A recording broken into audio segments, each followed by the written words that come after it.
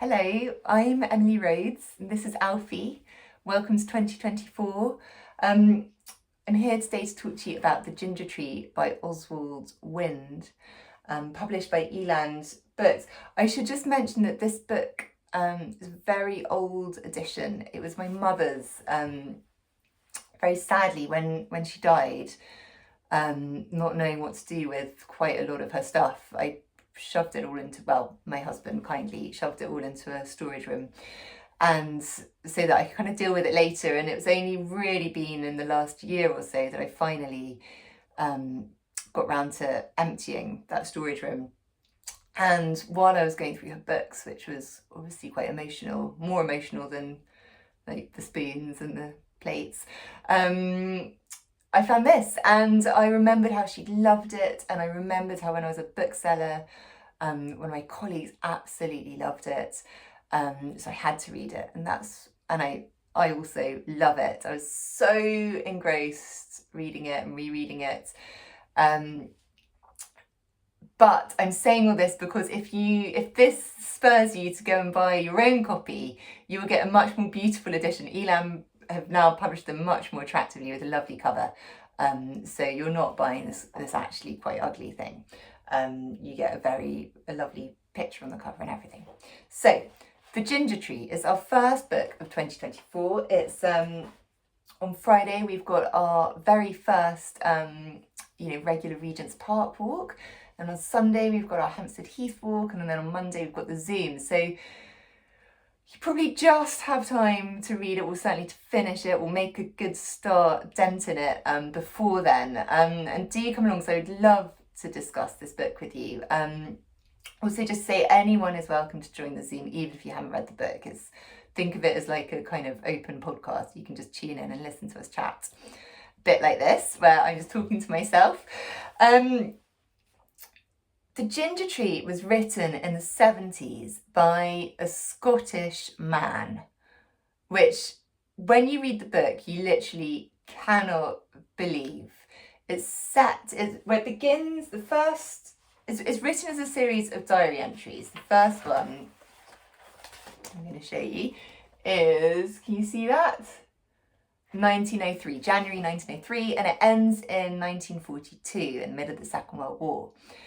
And something about that very direct confessional writing of a diary really works well to get you completely, immediately inside Mary Mackenzie, the narrator's head.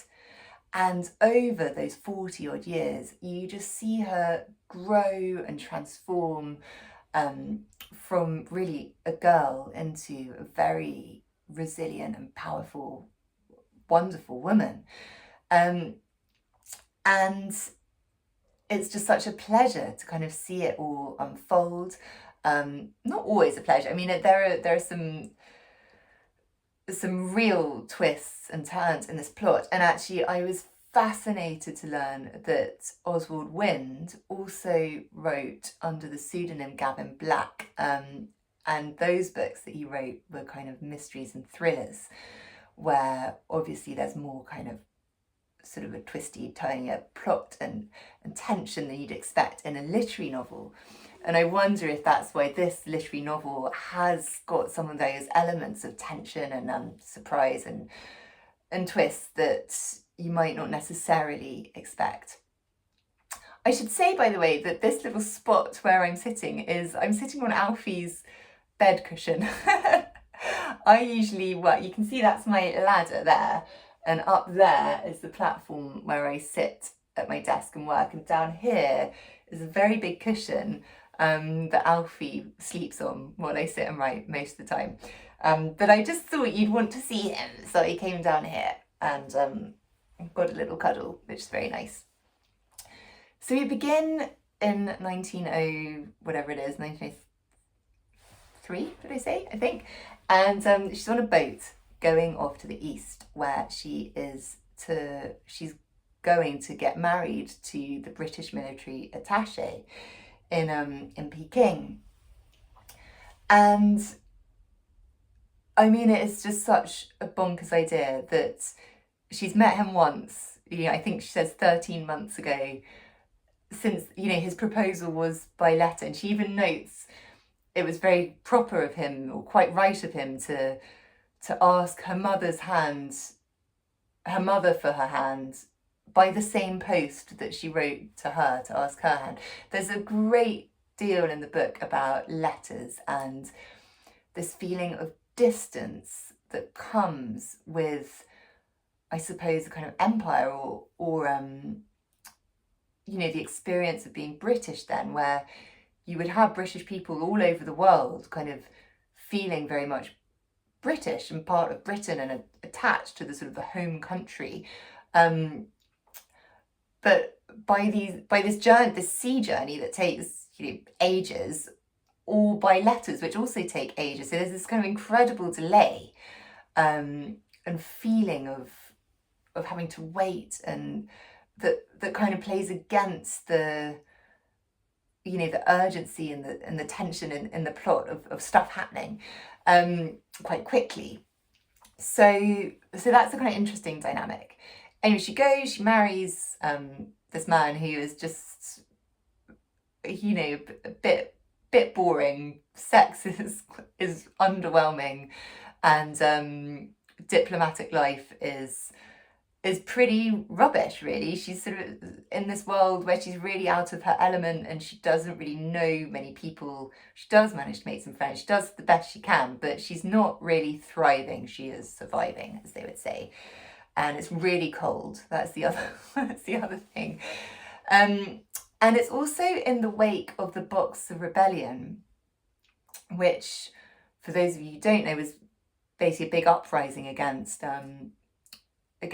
foreign presence in China at that time, specifically against missionaries, Christian missionaries, and the British. And so going over as a Scottish Christian would feel not particularly safe. And when they go off to stay in the hills, and her husband is posted away on duty, there's a feeling of sort of simmering tension, you know, of unrest, of her not being particularly welcome. And anyways, while she's in this situation, that she ends up having a passionate affair with the Japanese count or soldier, also a military man. And of course she gets pregnant. So the secret affair cannot remain secret. And her husband, when he returns, is so shocked. I think he calls her a whore, and she kind of can only really agree with him, and knows that her mother would also call her that. And so she has nowhere to go, and they're sort of sending her. He's arranged for her to be sent home on the boat, but when she's waiting in the hotel, you know, in disgrace, waiting for the ship, she gets rescued by these agents of the Japanese soldier, and he arranges for her to go to Japan. And I'm just going to read this bit out here. So most of the book is written as diary entries, but occasionally you get a letter that she writes to someone. And this is writing to her French friend, who was a sort of great friend while she was in China. So she says, "I did not mean to wail at you, and I have not yet told you why I did what I have done. The alternatives were impossible. Richard," that is her husband, "was to send me to Edinburgh, returning me to Mamma. I had £26 of my own money, and that was all. I thought about getting on a ship for home, then leaving it at Hong Kong or Singapore and trying to get work. But what work? I have no training in anything. I can't even cook properly, so couldn't go as a servant. And who wants European servants in the Far East? Even if there had been something I might do in one of these places, who would take on a woman in my condition? Marie, there is nothing more helpless in a world made for men than a woman heavy with the child she should not be carrying. The Count provided me with an escape, and I took it, that's all. I know that I must make a future for myself, but at the moment I can't even see a hint of what this is to be." I just think it's such a perceptive paragraph. You just think, you really feel for her. Like she's really in a fix. Like, what is she going to do? And she has to kind of rely on the Count for his help, and there's just this feeling that the world other than him has turned its back on her, that there's no place for her in it, that she's in a really, really desperate place. So I think it's a very feminist book, and I would say, she knows she has got to make her future, and she does. I'm not going to reveal spoilers here, but she is so resilient, and she's so clever, and she manages to find her own way. And I wonder if perhaps this is why it feels still very relevant, as well as being it's such a kind of a different book, an other experience. We're living 120 years on from when this was set, 50 years on from when it was written, and the world has changed so much. Now if you're a woman and there are way more options open to you, but still when you're pregnant, you're very limited in what you can do. I think many people I know who have been pregnant sort of worried about changing jobs, finding work, or even not even being pregnant, but just being a woman aged around 30, with an engagement ring on. It's kind of harder to get a job. People kind of know what's coming. And there is just this feeling that, yes, the world has changed, but maybe the world is still slightly made for men, and women have to try and figure out how to deal with the children and their skills and the rest of it. Anyway, so there's a strong feminist element there, but there's also another strand that I'm looking forward to really talking about on our walks, is this feeling of being away from home.